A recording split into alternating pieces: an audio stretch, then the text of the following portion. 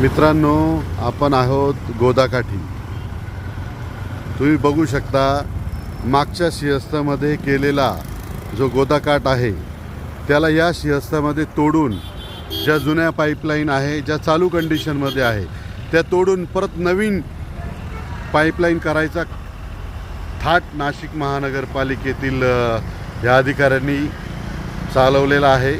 त्याच्यामागे खूप मोठी शक्ती आहे, कारण 28,000 कोटी आलेले आहेत। ते खर्च पण झाले पाहिजे आणि दाखवता पण आले पाहिजे कुठे खर्च केले।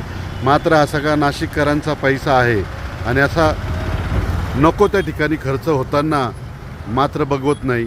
तुम्ही बघू शकता ह्या नदीच्या त्या कडेला कशातच काही नाही आहे आणि जी जुनी पाईपलाईन आहे तुम्ही बघू शकता तिथून पाण्याचा झरा कसा चालू झालेला आहे।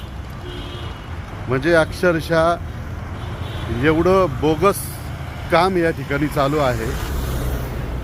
आणि ती म्हण आहे ना कोणती तरी की लागलं पायाला जखम पायाला आणि मलम हाताला, त्याप्रमाणे इथं काम चालू आहे। तुम्ही बघू शकता